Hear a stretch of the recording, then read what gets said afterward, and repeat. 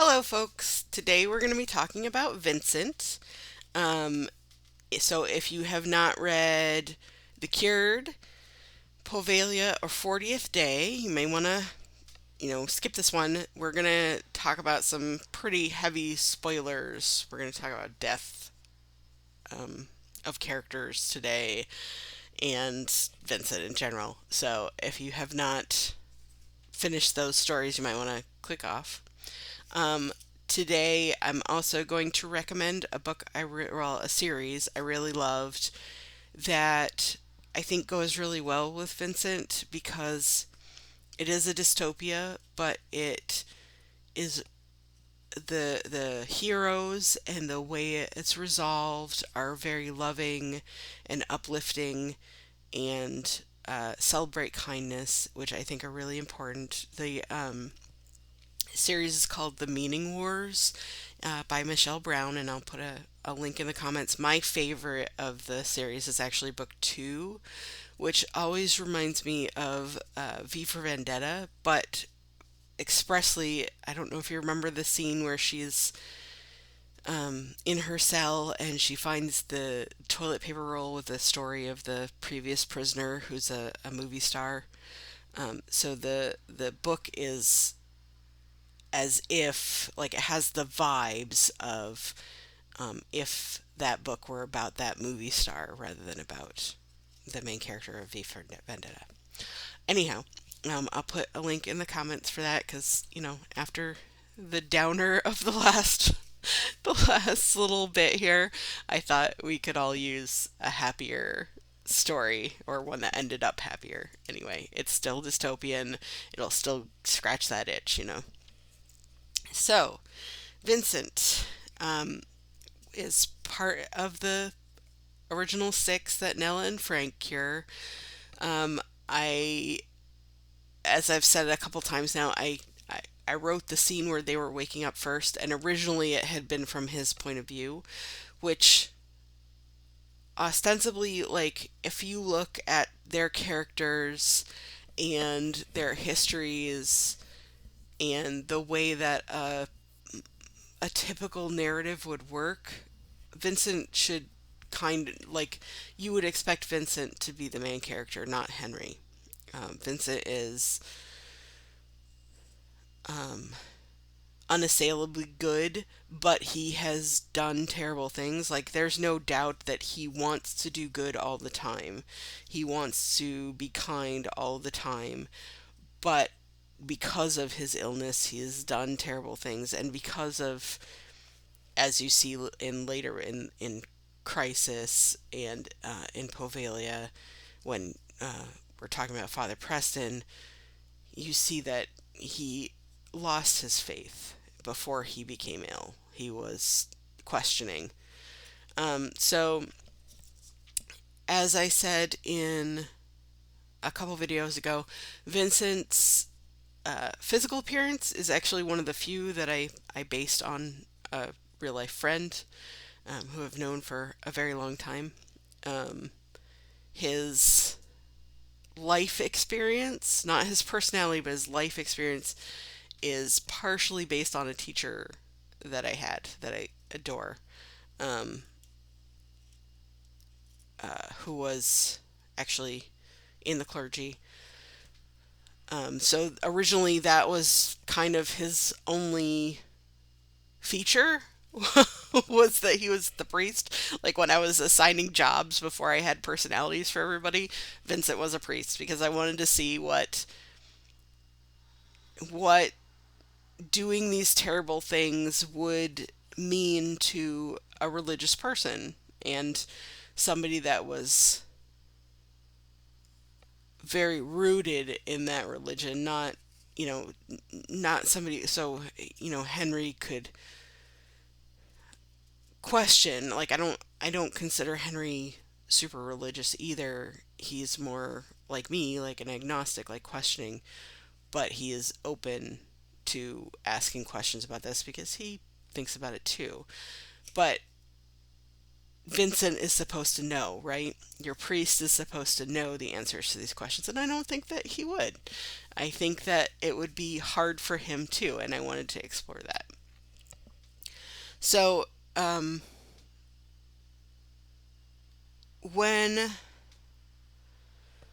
when I wrote him, when I started writing his personality, I wanted him to be like completely good, not in a Christian way, just good. Like he wants to do good, he wants to be kind. And for a while, I had thought maybe he would be the main character because I wanted my hero to be a hero, but he was ultimately less interesting until he got Father Preston as a foil as a main character than Henry was, because Henry had the established relationship with Dave. He had a reason to be angry at someone besides himself. You know, Henry was just more interesting and more conflicted. So in The Cured, Vincent actually ends up being a little flatter than I intended for him to be, but I really think he, especially in the 40th day, is kind of his book. So when he is confronting Father Preston and what it means to be good and what it means to be godly, I guess. For those of you that don't know, I'm not a Christian. I probably already said that. I'm agnostic.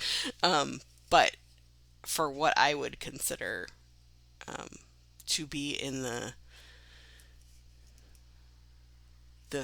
the mores of faithfulness, for Vincent to confront Father Preston is kind of where he shines.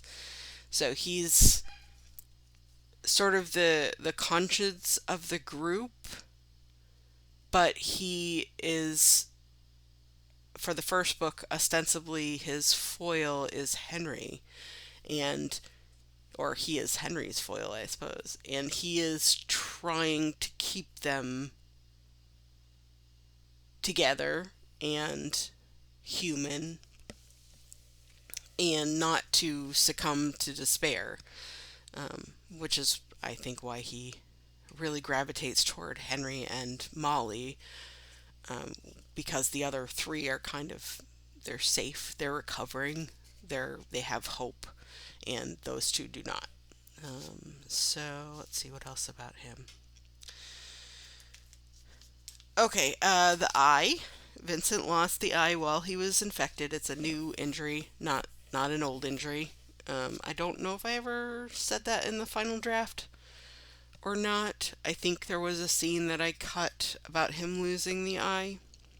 Um, I'll have to look. Um,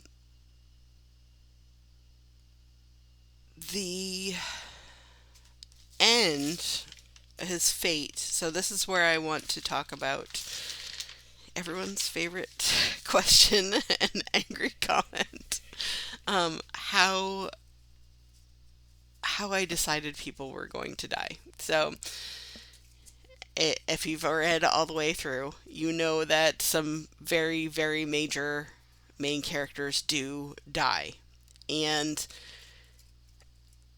when I set up the 40th day, I wanted it to have a similar destructive pattern. The new plague have a similar destructive pattern as the first version. So if we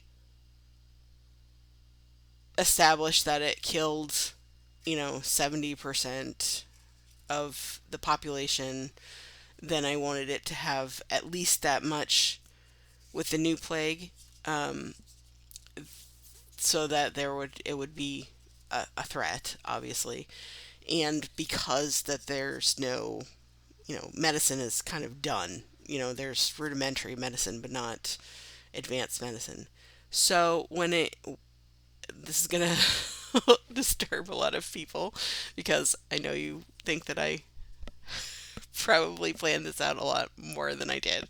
I did kind of. This is simplifying it, but when I started the 40th day and knew that we were going to be talking about the plague and the plague was going to escape containment, I wrote down all the characters that I had, and except for Nella, Nella's the only one that I knew, I actually knew from halfway through Crisis that she was going to die.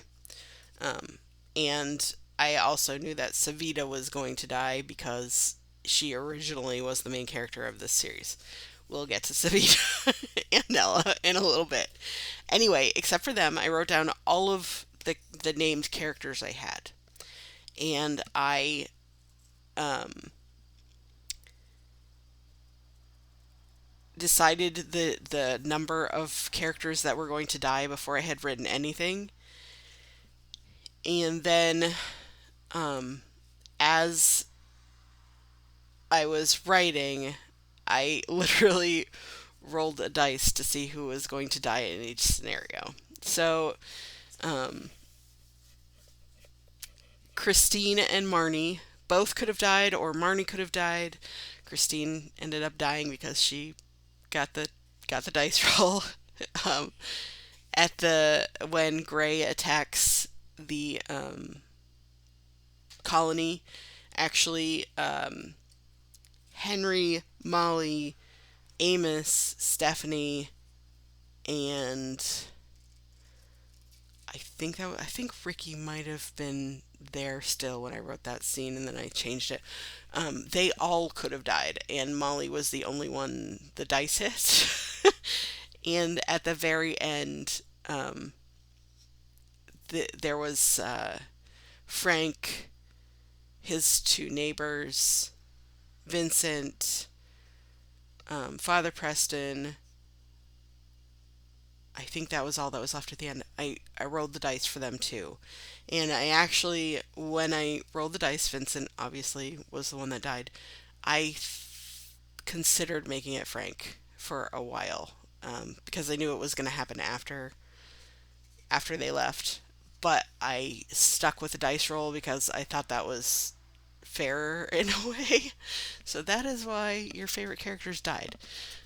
Like I said, Nella and Savita were already they were all meant to go. That was part of their character arc, and we'll talk about why that was part of their character arcs when we get to them. But Vincent, it was purely a matter of plague or violence would take out a number of survivors, including Vincent. So that is why he died. So in another world where there was another dice roll, he would still be alive. All right, I think that's enough about death. um, in the meantime, like I said, I'm gonna put that series in the comments below, and next time we'll be talking about Melissa. And I will see you next time.